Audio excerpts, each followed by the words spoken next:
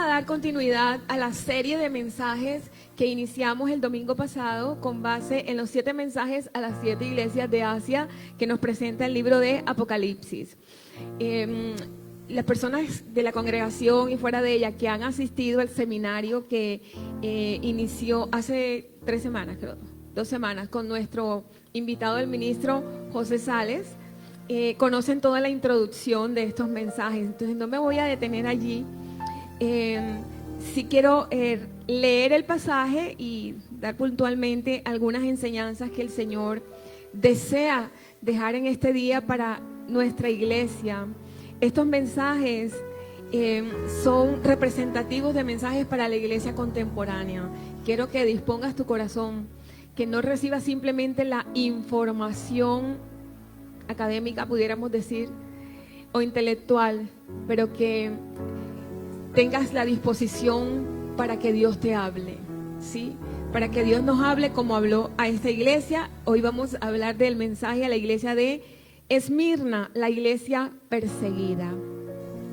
Y leemos en Apocalipsis capítulo 2, libro de Apocalipsis, el último libro de la Biblia, capítulo 2, versículos 8 al 11.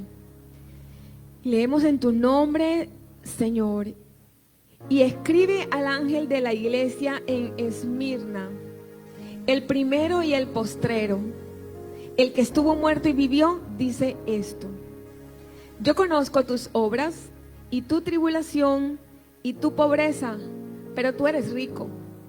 Y la blasfemia de los que se dicen ser judíos y no lo son, sino sinagoga de Satanás.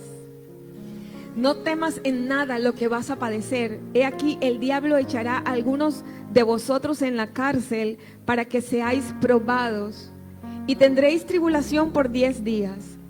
Sé fiel hasta la muerte, y yo te daré la corona de la vida. El que tiene oído, oiga lo que el Espíritu dice a las iglesias. El que venciere no sufrirá daño de la segunda muerte. Amén. Conocemos por el estudio que hemos adelantado previamente, el libro de Apocalipsis presenta una revelación del Señor Jesucristo. Muchas personas han estado confundidas, creen que este es un libro de confusión, pero es un libro de la revelación del Señor Jesucristo, es un libro del amor de Dios expresado en la persona de su Hijo, el Señor Jesucristo. Sí es cierto que habla de las copas de la ira del Señor, habla de los juicios de Dios, sí es verdad, sí, pero también habla de coronas que el Señor tiene para su pueblo, también habla del gran amor que el Padre expresó a través del sacrificio del Hijo y cómo Él, luego de ser aquí el Cordero inmolado, va a levantarse para reinar en gloria. Es el único digno de recibir todo honor y toda alabanza. Aleluya, amén. Y el Señor Jesucristo se revela en el libro de Apocalipsis, dice, para manifestar a sus siervos.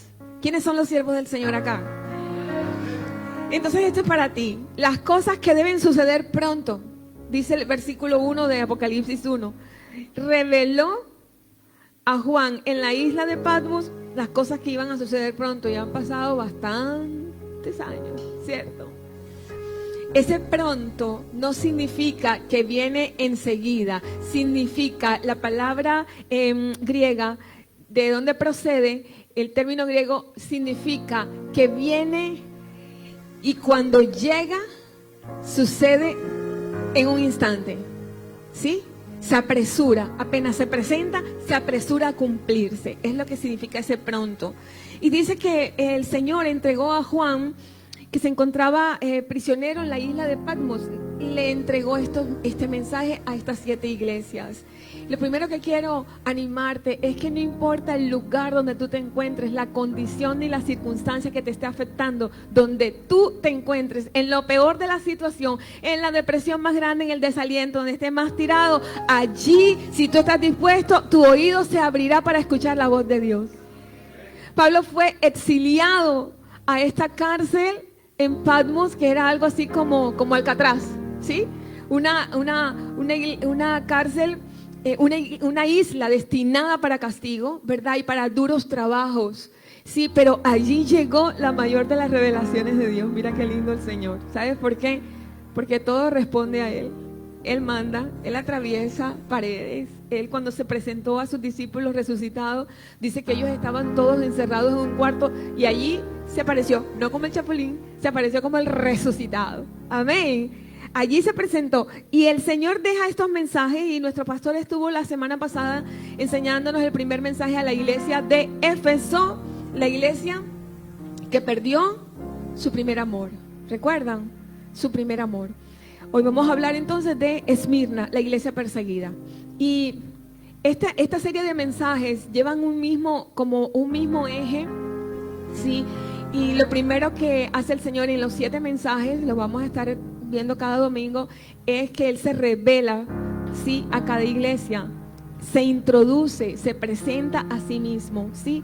Y la presentación que hace de sí mismo tiene mucho que ver con el estado o la condición de la iglesia.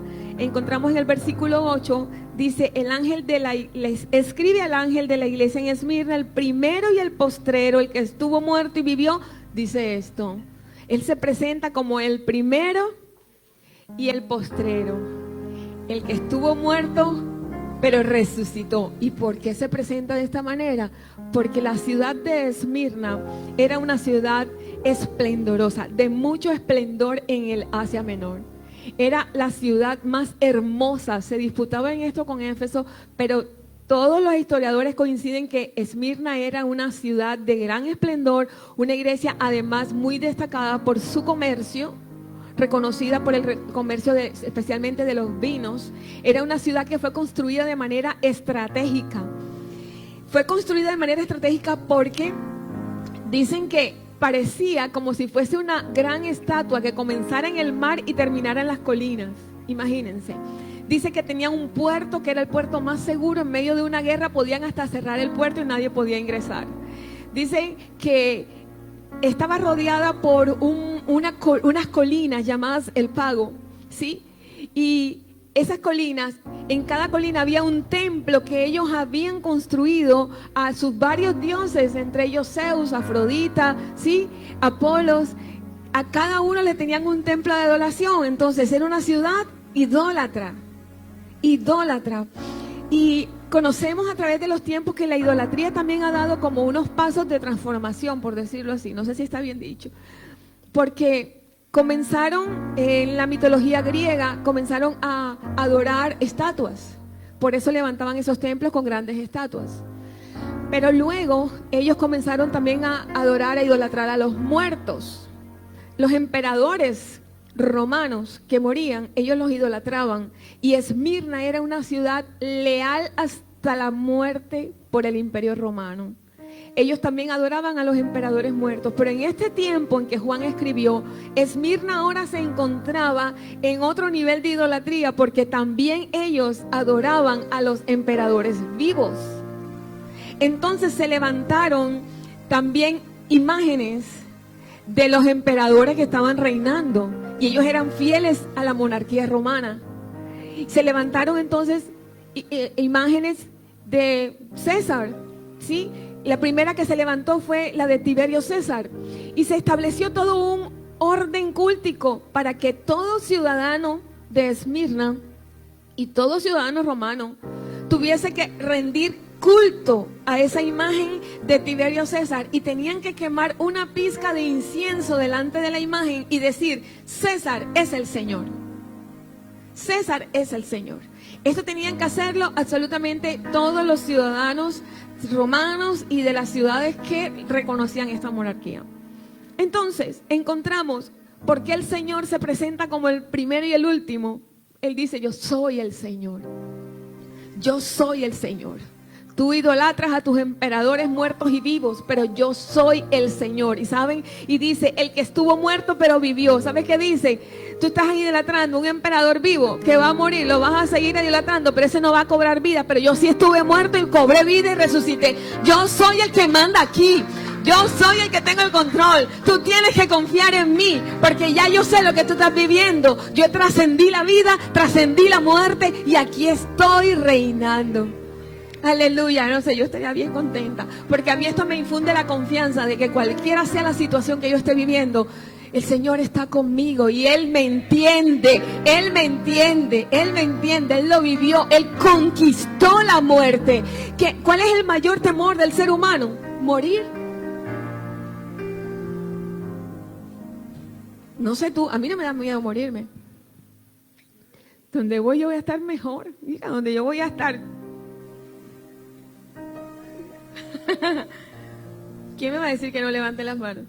Y yo de pronto voy a estar tirada en el suelo ahí, adorando al Señor. No lo puedo creer, por fin llegué a mi casa, papá. No sé tú, pero Él conquistó absolutamente todo. Tú no sabes cuál es la solución a tu problema, pero Él la tiene. Él la tiene. Amén. Por eso Él se presenta a sí mismo, el primero y el último. Mira, aquí nadie manda. Mira, es que el diagnóstico dice cáncer. Punto. El Señor le agrega una comita y dice sanidad. Punto y coma, sanidad. Amén. Es que el esposo o la esposa dijeron hasta aquí, divorcio. Eso es lo que tú decidiste. Pero Dios tiene otro plan. Y para la muestra un botón, mi esposo y yo nos sentamos hasta aquí. Y el Señor tenía un plan y a los 2 años y medio nos estábamos casando otra vez. Imagínate. ¿Quién manda? El primero y el último, el alfa y la omega, el que dice ya no más porque Él es Dios eterno. Él se presentó a través de esta carta como el Dios de la eternidad. Amén. Y Esmirna era una ciudad tan poderosa, tan esplendorosa. Dice que esas colinas, el pago donde estaban todos estos templos y estaban los edificios más hermosos, dice que rodeaban la ciudad y la gente iba a conocer a la ciudad llamada la Gran Señora. Era una ciudad conocida como la corona de Asia, la flor de Asia, el adorno de Asia, la señora del mar. Imagínense, alrededor de estas colinas, escuchen esto, alrededor de estas colinas había una calle de oro. Dice que estas colinas estaban rodeadas por esta calle de oro que parecía que esas colinas tuvieran un collar. Imagínense. Pero sabes que a mí no me importa eso porque allá donde nosotros vamos, las calles son de oro y el mar es de cristal. Amén. Entonces no me importa. Esta Esmirna hoy en día es Turquía. Hace parte de Turquía en la parte continental y en la parte insular pertenece a Grecia. ¿Sí? Bueno, dice el Señor, yo soy el primero y el postrero, el que estuvo muerto y viví. No es casualidad que Él se presentara así. ¿Sí? Esmirna era también famosa por sus juegos atléticos, así como los Juegos Olímpicos ahora.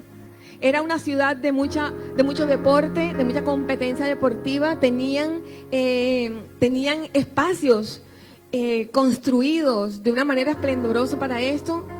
También tenían coliseos, no solo para los deportes, sino también para las artes. Hacían competencias de canto, competencias artísticas. Era una ciudad muy cultural. Era una ciudad donde cualquiera quisiera vivir allí. Era una ciudad muy rica. Muy rica. Pero curiosamente, el Señor le habla a la iglesia de Esmirna, que era una iglesia pobre económicamente. El Señor se presenta y le dice a Juan, escríbele a Esmirna y dile, yo conozco tus obras, yo conozco tu trabajo, yo conozco todo lo que has hecho para dar a conocer el nombre de Cristo.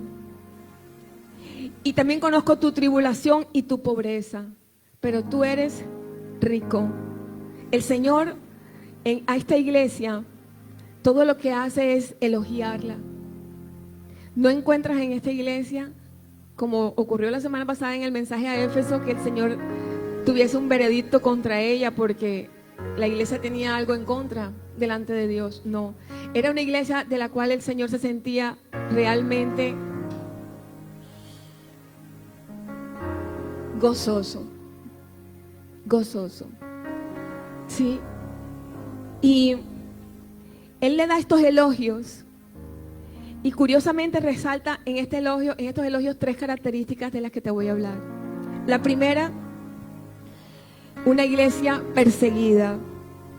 Y dice el Señor, yo conozco. ¿Qué conocía el Señor de esta iglesia? Dice, tus obras, tu tribulación y tu pobreza. Y quiero decirte, Dios lo conoce absolutamente todo de ti. Toda situación que tú vivas, todo sufrimiento, toda aflicción, toda escasez, Dios está presente. Dios está presente. Pero ¿y por qué Dios permite todo esto? Vamos a verlo hoy. Vamos a verlo. Una iglesia perseguida. Y le dice, yo conozco tu tribulación. Esta iglesia era muy perseguida porque las personas que hacían parte de esta iglesia eran personas que se convertían del judaísmo.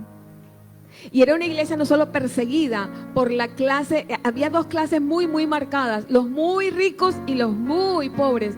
Y los cristianos hacían parte de los muy pobres. Pero cuando algún judío se convertía, tenía que dejar sus riquezas y se convertía en pobre. Porque la persecución no solo era física, la persecución también era económica. Les decomisaban sus bienes si eran cristianos.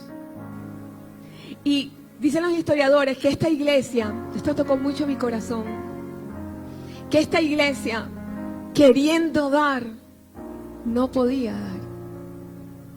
Y yo me pregunto hoy, ¿cuántos hoy pueden, pero no quieren? Esta iglesia era una iglesia de contrastes, porque viviendo en la ciudad más rica de Asia Menor, era la iglesia más pobre, pero era la iglesia más leal.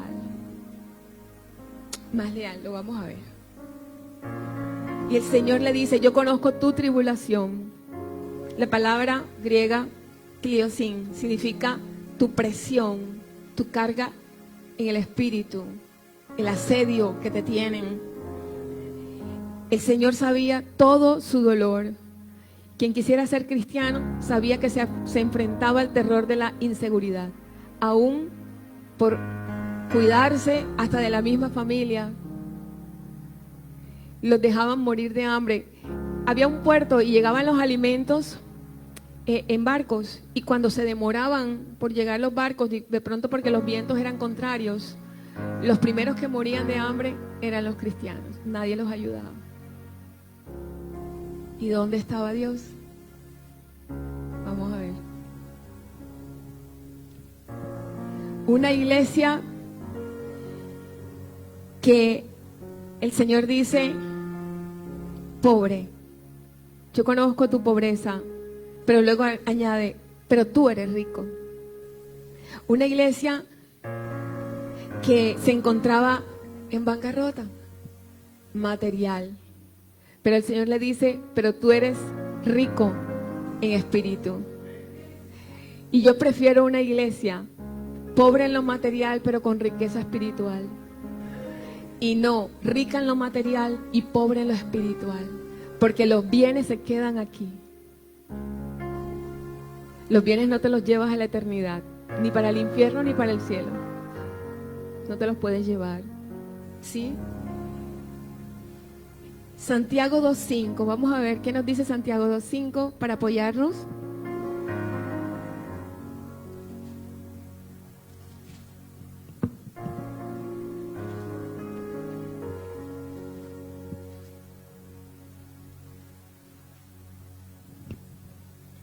Nos dice el apóstol Pablo en Santiago 2.5, hermanos míos amados, oíd, ¿no ha elegido Dios a los pobres de este mundo para que sean ricos en fe y herederos del reino que ha prometido a los que le aman? Entonces, si tú hoy consideras que eres pobre, siéntete un elegido del Señor. Ay, poquitos amenes, yo digo amén. Diga al pobre rico soy, dice el Señor, ¿sí o no? Diga al pobre rico soy. Cuando tú sientas que no tienes con qué, lo que tienes que hacer es, yo soy rico. No permitas que nadie te diga que eres un pobretón. No, espérate un momentico, yo tengo una herencia en los cielos, pero no me ha llegado. Pero cuando llegue yo te voy a llamar y la voy a compartir contigo. Así le dije yo a mucha gente cuando en nosotros no había ni 100 pesos.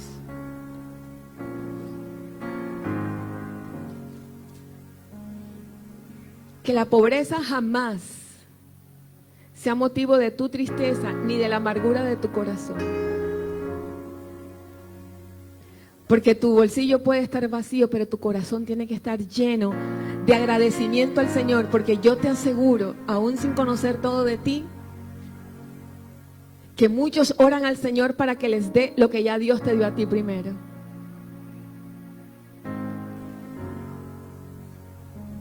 Muchos no tienen familia y la anhelan. Muchos se debaten en una UCI y quieren la salud que tú tienes hoy. Ay, es que me dio migraña.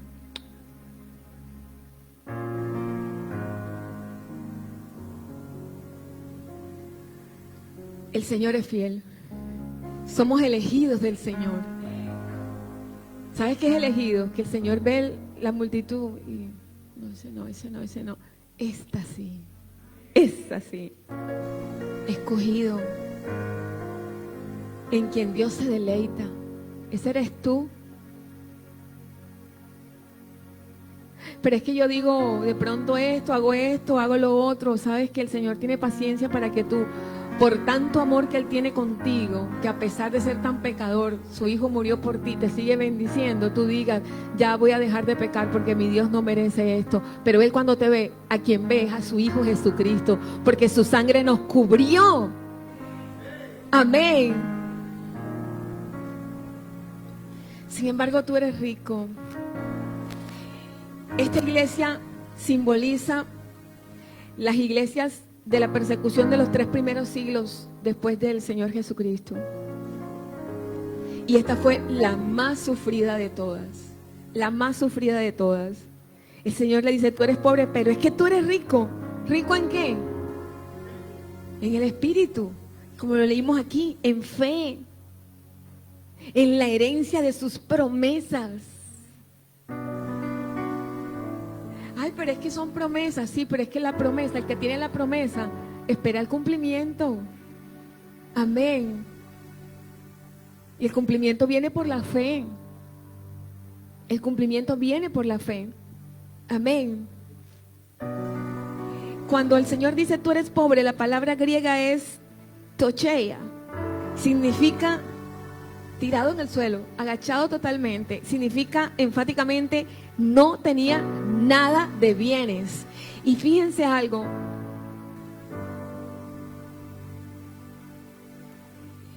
Nos encontramos aquí más o menos en el año, los historiadores dicen que entre el año 86 y el 100 comenzó la segunda persecución de las iglesias después de Cristo. Si vamos a Hechos 2, 43, 47.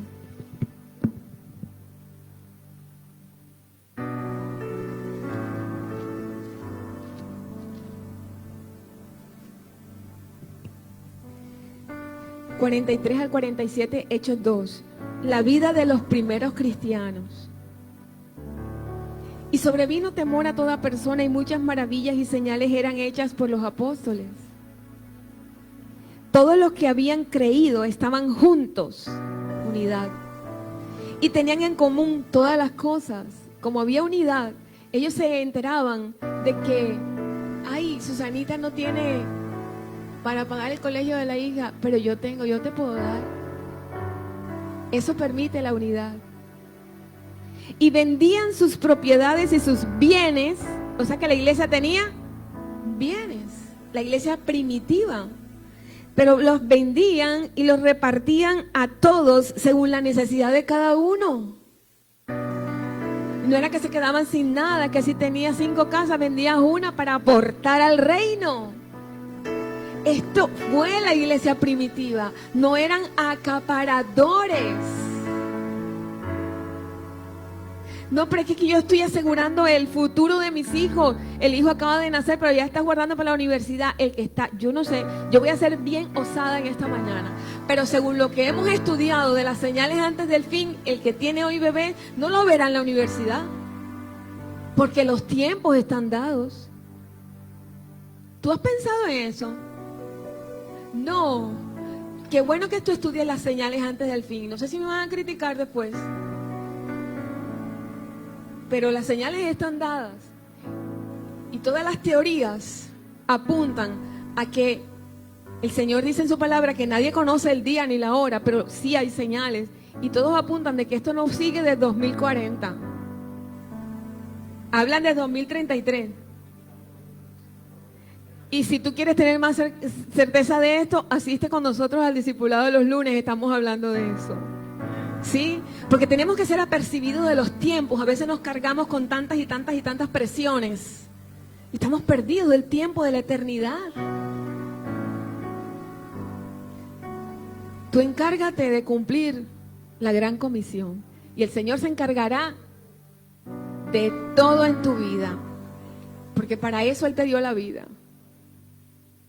Amén.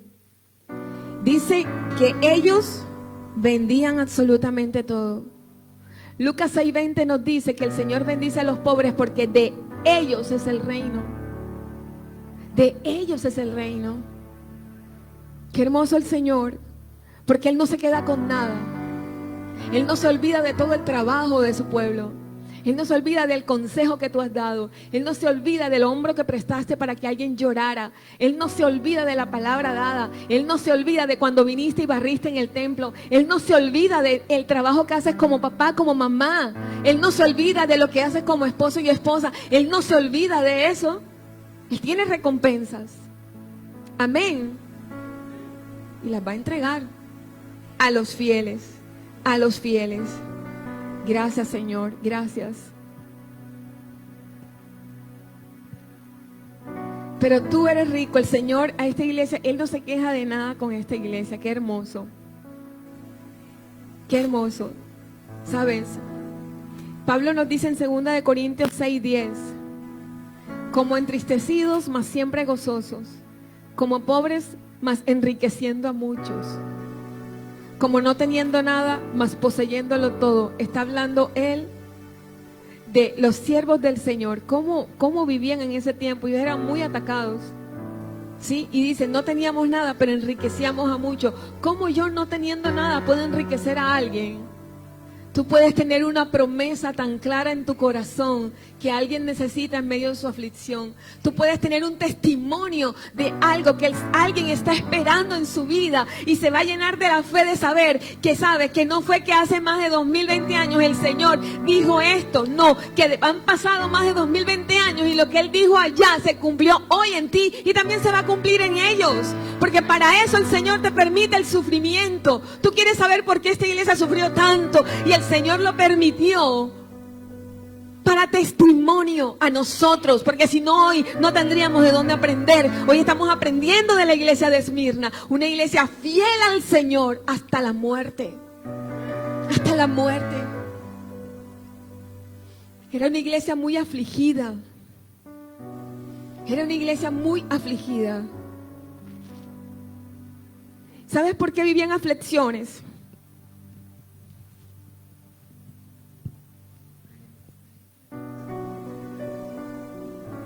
Por las calumnias de muchos. Me voy a inventar algo. Así estamos mejor.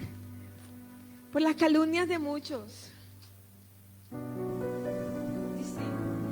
Y tu pobreza, pero tú eres rico, y la blasfemia de los que se dicen ser judíos y no lo son, sino sinagoga de Satanás.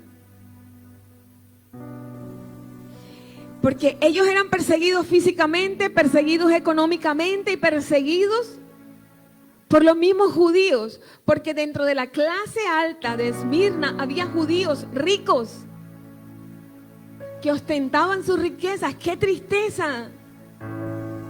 Una iglesia que no tenía con qué. Y unos judíos que tenían todo y encima ellos eran quienes los llevaban y los acusaban ante los magistrados, que consideraban a la iglesia entonces en Esmirna como los ateos, porque eran los únicos que no se arrodillaban a la imagen de Tiberio César, ni le quemaban incienso, ni le reconocían como Señor. Ellos se plantaban, Jesús es nuestro Señor, hasta que los mataban. Los echaban a los perros feroces en el Coliseo, mientras la multitud enardecida decía, saquen a los ateos, y los mataban.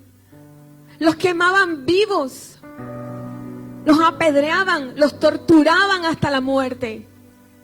Yo te pregunto, ¿tú has padecido algo de eso? Y dice que el mayor esplendor de la iglesia se conoció durante esos primeros casi 3 siglos de persecución, cuando más milagros había en la iglesia. Hoy, mis hermanos, somos unas iglesias, quizá esta no lo podemos decir así, pero cuántas iglesias con grandes templos y con muchos bienes materiales. Pero ya no podemos decir, como dijo un día Pablo, que llegó al templo y vio un hombre que tenía una necesidad ahí en el templo y le pidió, estaba pidiendo limosna y le dijo: no tengo oro ni plata, pero lo que tengo te doy en el nombre del Señor Jesús, levántate y anda. Él no tenía oro ni plata, pero sí tenía el poder de Jesucristo y del Espíritu Santo para decirle: levántate y anda. Hoy nosotros tenemos los bienes materiales, pero decimos levántate y anda y nadie se levanta. Y yo no sé tú qué prefieres. Yo no sé tú qué prefieres. Esto que me pasó en la mano para mí ha sido como un despertar a eso. Porque los médicos no se explican cómo yo no perdí mi mano, la movilidad de mis dedos. Estando en la cocina, de una manera imprudente, fui a despegar unas arepas. Yo vi que no podía pasar nada, eran bastantes y yo tenía mi mano arriba, el cuchillo acá. Pero la mano se resbala cuando yo hago el impulso por despegarlas y el cuchillo atraviesa las arepas, pero también se clavó, penetró en mi mano. Y tuve que sacarlo. Mi esposo estaba en amor matutino. El Señor lo había preparado todo, ¿sabes? Porque, no sé, 2 o 3 meses antes, Él decidió incluirme en una póliza especial de salud. Y cuando fuimos al cuadro médico, nos llevaron a una clínica. Yo tenía temor por el COVID. Y le dije: oremos, oremos, oremos, oremos. Yo no quería ir. Vamos, te hiciste daño, vamos. Pero el COVID, vamos, oramos, oramos. Fuimos. Y la iglesia, la clínica donde llegamos no atendían pacientes COVID. Estaba vacía. Habían 2 personas. El Señor permitió todo esto para traer un despertar a lo sobrenatural. Porque los médicos se quedaron impactados de cómo con esa herida, que fue pequeña, 2 centímetros, pero profunda. El médico me dice que casi me atravieso de aquí hasta acá. Me desgarré todos los tejidos, pero no hubo ningún nervio que se tocara, no se tocó ningún vaso sanguíneo, no se tocó ningún tendón, absolutamente no hubo daño que fuera a dañar la movilidad de mi mano. Ellos no lo podían creer, me tomaron una foto y la llevaron donde los médicos. Y el Señor permitió que justo en ese momento ya se encontraran allí unos cirujanos plásticos. Estaban ahí. Para mí. Para mí. Y para no hacer la historia extensa, porque tengo mucho que enseñar, a la 1:30 casi, 2 horas, estaba yo en un quirófano, en sala de cirugía. No, es que no me pueden coger puntos, porque estoy desgarrada por dentro, tienen que hacer una cirugía. ¿Cómo así?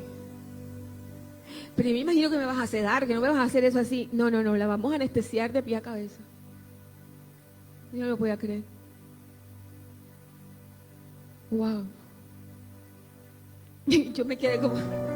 Pero sentíamos una paz, ¿verdad? Impresionante. Ellos me dijeron: usted es una mujer muy afortunada. Y yo les dije: ¿será que Dios me ama? Y ellos me dijeron que si la ama, y mucho yo.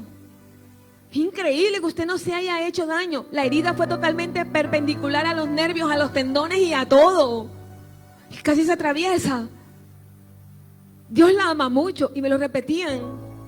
Y yo: amén, amén, amén.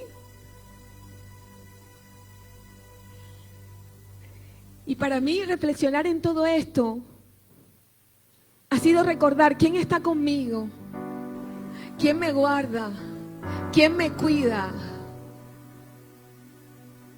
Y que tú y yo tenemos un victorioso en nuestra vida sobre toda herida, sobre todo dolor, sobre toda enfermedad, sobre toda situación, sobre toda pobreza, sobre toda escasez. Tú tienes que sentirte un victorioso, mi hermano. Darme cuenta de esto puede recordar cuántos milagros el Señor hacía antes. Y estamos clamando, vuelve a traerlo, Señor.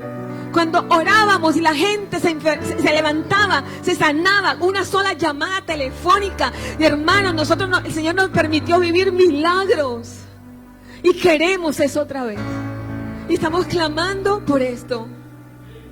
Y si tú estás aquí es porque tú harás parte de esto. Pero tenemos que ser fieles al Señor.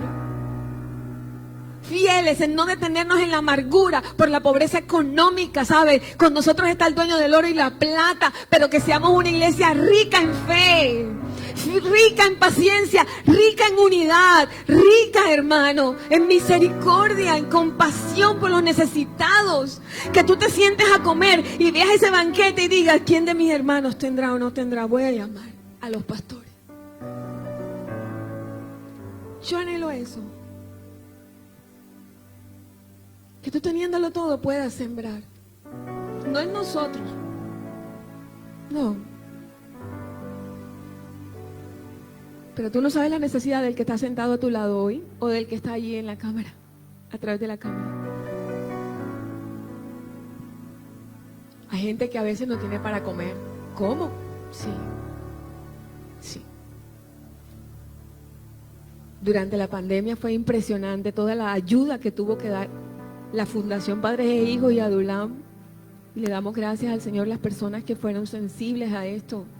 Pero hermanos, mercados y mercados, repartimos más de 100 mercados, ¿verdad? Aquí está nuestro repartidor oficial. Mucho más de 100 mercados. Ahora cualquiera dirá, pero es que la iglesia tal repartía 100 cada sábado. Pero por Dios, somos una iglesia pequeña, ¿verdad? Que está comenzando, pero grande en el espíritu. Y todavía hoy seguimos girando recursos a personas que no tienen con qué, mis hermanos.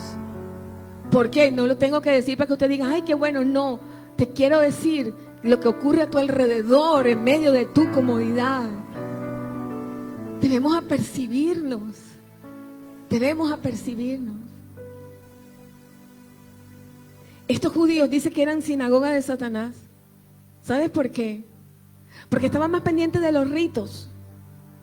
Estos que eran perseguidores de los de Esmirna, de los cristianos, estaban pendientes de los ritos. Estaban pendientes de cumplir el día sábado. Estaban pendientes de no comer carne de cerdo. Estaban pendientes de todo eso, pero no ayudaban a sus hermanos. Por Dios, ¿de qué te sirve? No seas hipócrita, fariseo. ¿De qué te sirve?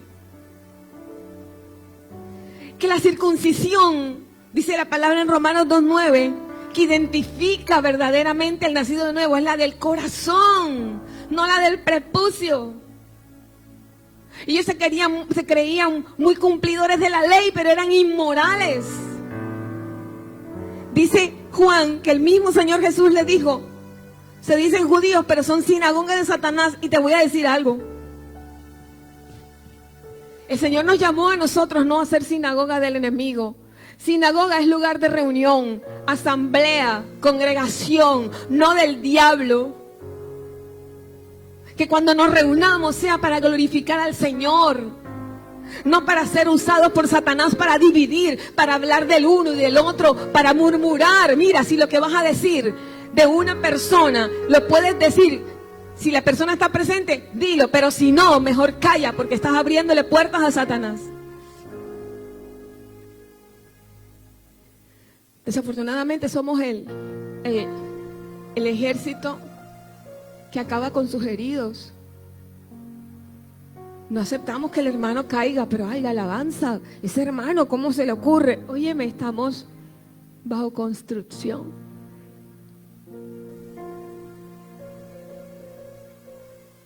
Digamos no a la crítica, porque somos llamados a ser templo del Espíritu Santo.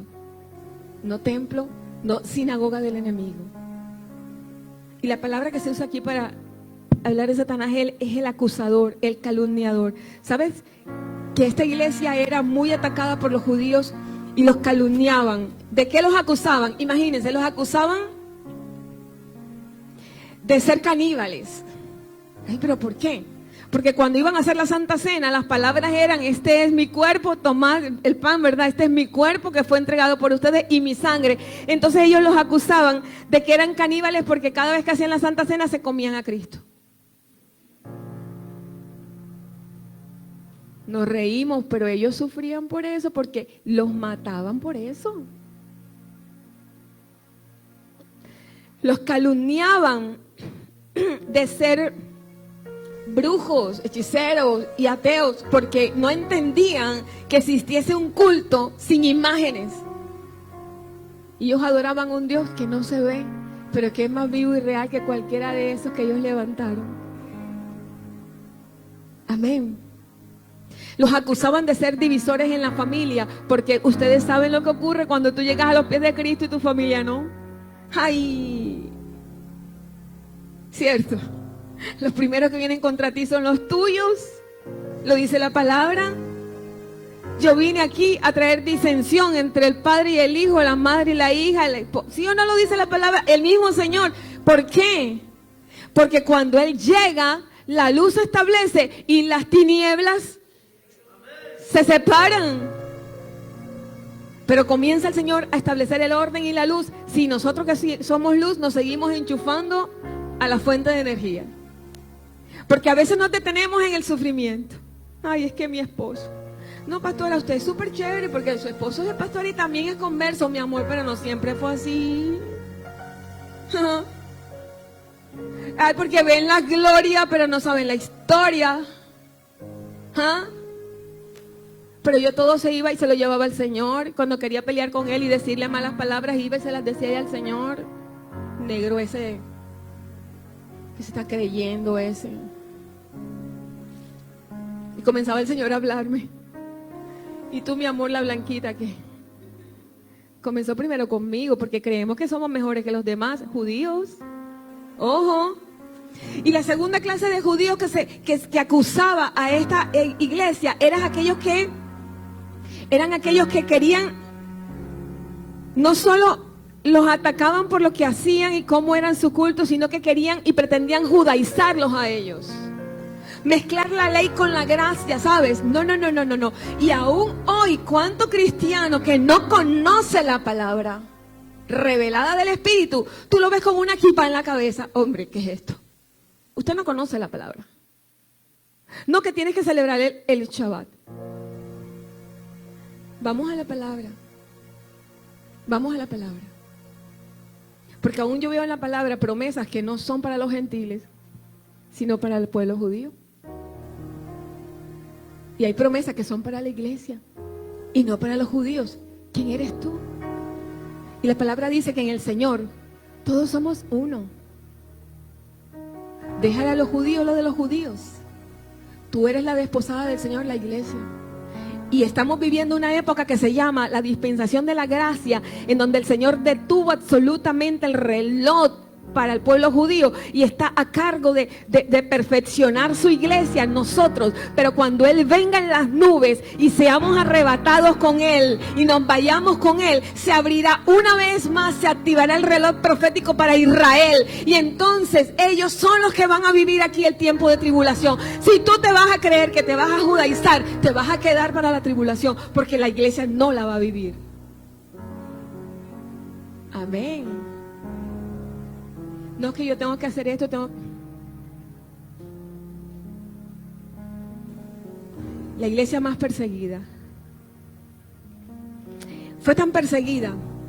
Y leemos que los mensajes fueron dirigidos al ángel de cada iglesia. Y ya nuestro pastor la semana pasada nos habló, ¿verdad?, de que se entendía como por ángel. La teoría es que se escribía al pastor de la iglesia. Bueno, el pastor de esta iglesia se llamaba Policarpo. Este hombre sufrió la mayor de las persecuciones en su iglesia. Era un hombre muy leal.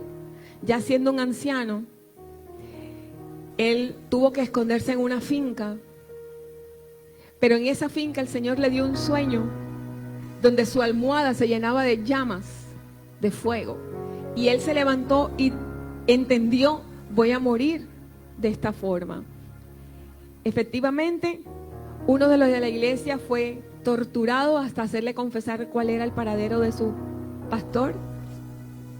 Y lo llevaron a un día de estas justas deportivas y la multitud clamaba: saquen al ateo, saquen al ateo.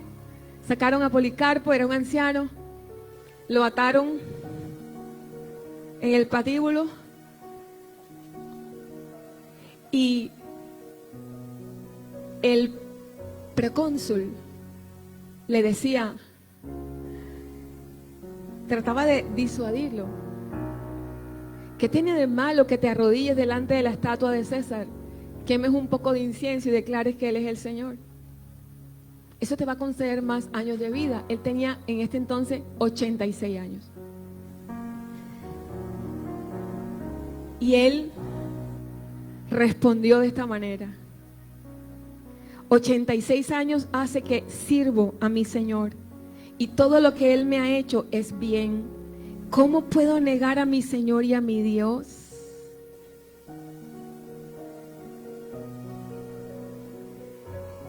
Encendieron las llamas.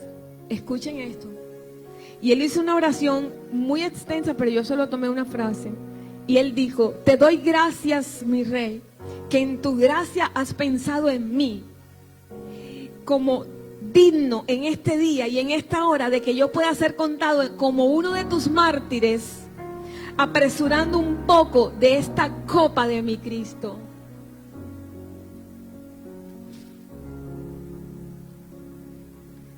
Encendieron la hoguera y vino una voz del cielo que delante de todos le dijo: escuchen esto, como le pasó a Pablo.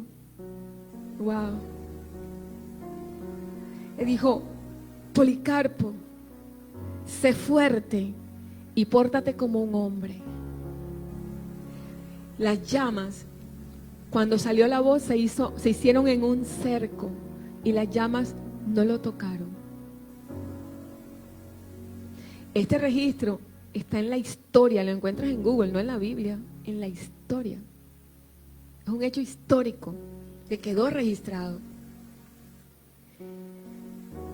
Este hombre no murió por las llamas, pero el verdugo al ver esto se abalanzó con una lanza y lo mató. Era el momento de morir. El Señor se lo llevó, pero dejó tal testimonio que han pasado tantos años y nos está enseñando a nosotros. Este era el pastor, el ángel a quien se había escrito esta carta. Había sido discípulo del apóstol Juan y murió de esta manera, sirviéndole al Señor.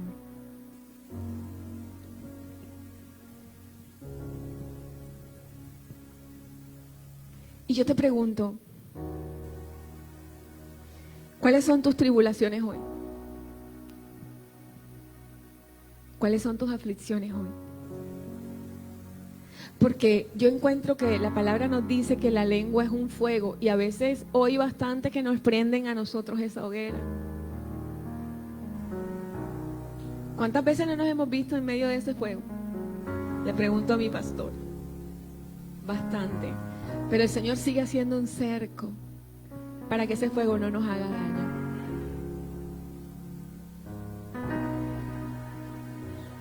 Él nos sigue guardando. ¿Por qué? Porque estamos decididos a cumplirle al Señor. Y no habrá comentario, no habrá acusación, no habrá amenaza, no habrá calumnia que detenga la obra del Señor. Amén. El Señor finalmente da un consejo, dos consejos a la iglesia de Esmirna. En el versículo 10 dice, el primer consejo: no temas, no temas. No temas en nada lo que vas a padecer, pero van a padecer más aún. Van a padecer más todavía. Oye, todo lo que han sufrido. En el mundo tendremos aflicciones, pero el Señor nos dice: no temas, confía, yo he vencido al mundo. Yo he vencido al mundo. Tú vas a padecer. He aquí el diablo echará a algunos de ustedes en la cárcel para que sean probados. Sean probados. y tendrán tribulación por 10 días. Imagínense. Más aún, ¿dónde estaba Dios en medio de esto? Dependía de ellos mismos. Porque tú en medio de la prueba puedes ver a un Dios que te está purificando. O puedes ver a Dios como si fuese injusto. Pero la primera opción te llevará a tener paz en tu corazón. Y la segunda te llevará al desespero. Es tu elección. ¿Por qué nosotros los creyentes pensamos que el Señor Jesús padeció tanto y nosotros no vamos a padecer? Si en medio del sufrimiento esta carne que reviste nuestro espíritu aprende a sujetarse a Dios.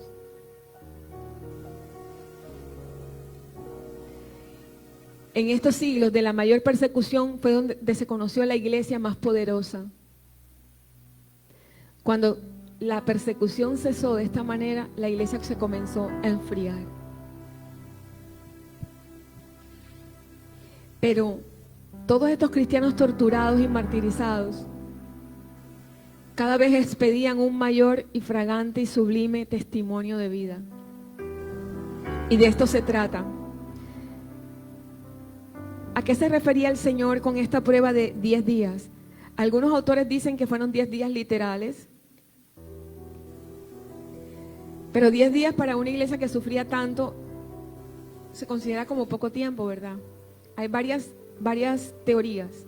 La primera de ellas dice que es literal y que así debe de leerse porque es una de las leyes de la interpretación bíblica, lo que está en el texto. La segunda teoría, los autores dicen que en 10 días hay un total de 240 horas y que esas 240 horas eran tipología de los próximos 240 años en que ellos, desde el inicio de la segunda persecución de la iglesia hasta que cesaron todas las persecuciones contra la iglesia, fueron exactamente 240 años. Es otra teoría. Y la tercera teoría de los historiadores y de los teólogos es que hablaba el Señor de 10 períodos monárquicos que subyugaron y persiguieron a la iglesia. 10 emperadores romanos, a partir de ese momento, subyugaron a la iglesia. Lo cierto es que sean 10 días, 240 años o 10 períodos, el Señor estuvo con ellos. Y sigue estando con ellos y sigue estando contigo y conmigo. Amén. Gloria a Dios. La finalidad, ser probados para que nosotros demos el mejor perfume al Señor. La palabra esmirna, significa mirra. Y la palabra la mirra era un perfume muy costoso y muy delicioso. Pero era se extraía de una planta cuyas hojas eran muy amargas. Y para que pudiese extraerse el perfume, ellas tenían que ser molidas. ¿Sí? Tenían que ser molidas. Tenían que ser apretujadas para que pudieran expedir ese perfume. De igual manera, cuando vienen las pruebas, nosotros somos esa mirra llamada a dar el mejor perfume al Señor. Como lo dice Pablo en 2 de Corintios 2, 14 al 16. Mas a Dios damos gracias, el cual nos lleva siempre en triunfo en Cristo Jesús. Y por medio de nosotros manifiesta en todo lugar el olor de su conocimiento. Porque para Dios somos grato olor de Cristo. Tú y yo somos grato olor de Cristo en los que se salvan y en los que se pierden. A estos ciertamente olor de muerte para muerte y a aquellos olor de vida para vida. Y para estas cosas, ¿quién es suficiente? Tú y yo somos olor de Cristo. Y cuando viene la prueba, lo que tú tienes que pedir es el perfume del Espíritu Santo y no la amargura de Satanás. La alabanza al Señor por el agradecimiento y el contentamiento de quien está contigo. Y no la queja que te lleva al decaimiento, a la depresión. ¿Cuál es el perfume que estamos dando hoy, iglesia? ¿Cuál es el perfume que estamos dando hoy en medio de lo que vivimos? Porque quiero decirte que no hay prueba superior a tus fuerzas que el Señor permita en ti. La prueba que estás viviendo es porque el Señor sabe que tú tienes el poder para conquistar y vencer. Conquistar y vencer. Y nos encontramos en el año 2021, año de conquista. Amén. ¿A qué te enfrentas? ¿Y cuál es la enseñanza para tu victoria? ¿Te está enseñando a ser el Señor más amoroso? Amén. ¿Te está enseñando el Señor a ser más paciente? ¿A qué te enseña el Señor? Ve a Gálatas 5. ¿Cuál es el fruto que el Señor quiere que tú dejes en este tiempo? Ese es el perfume que debes dar. Ese es el perfume. Él espera que nosotros demos el mejor aroma. Y que seamos fragancia de Cristo, que otros puedan deleitarse. Y no que seamos un olor hediondo de queja, de lamento, de ira, de palabras ásperas, de vulgaridad. Por último, el segundo consejo y último, el Señor le dice: sé fiel hasta la muerte y yo te daré la corona de vida. El Señor usó tanto simbolismo en esta carta porque recuerdan cómo le llamaban a Esmirna la corona de Asia, y todos se sentían muy orgullosos de esa corona. Y el Señor viene y les dice: van a padecer un poco más, pero no teman, sean fieles hasta la muerte, y si ustedes son fieles hasta la muerte, yo les daré la corona de vida. Esa sí es la corona que nosotros de verdad vale la pena que tengamos. Y la palabra corona en el griego tiene dos términos que la identifican. Una es diadema y habla de la corona de los reyes, pero aquí el Señor usó la palabra estéfanos. Y la palabra estéfanos se refiere a esa corona de laurel con que se premiaba a los ganadores de las competencias deportivas, atléticas. ¿Sí? O sea, esto tiene que ver con que esa corona representa la agonía en medio del conflicto y la conquista y la victoria porque la superaste.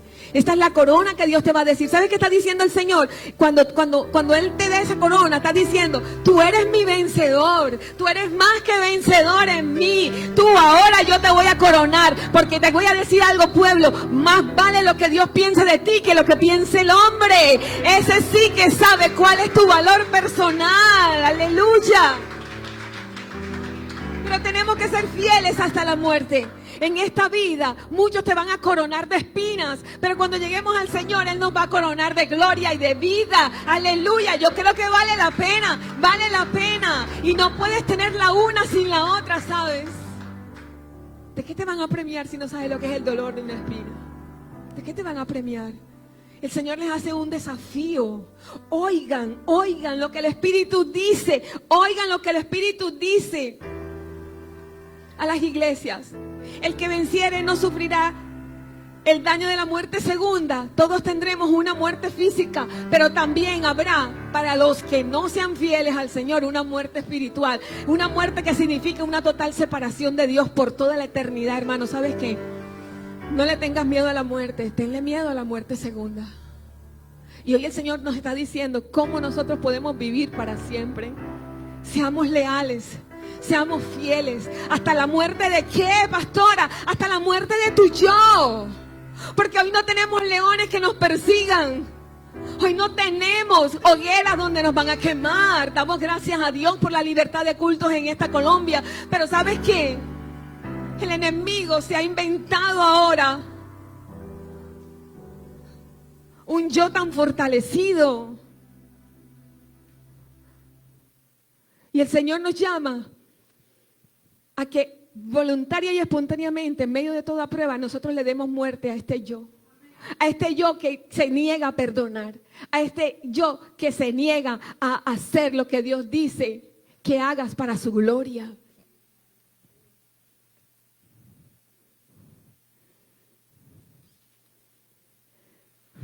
¿Por qué Dios permitió tanto atropello? ¿Por qué Dios permite tanta prueba hoy? La respuesta está en nosotros. ¿Quieres ser más espíritu ¿Quieres parecerte más al Hijo de Dios? Las pruebas vendrán para que tu carne muera, porque esta carne está muy gorda y la entrada al cielo es muy angosta. Y con carne no entrará ninguno de nosotros.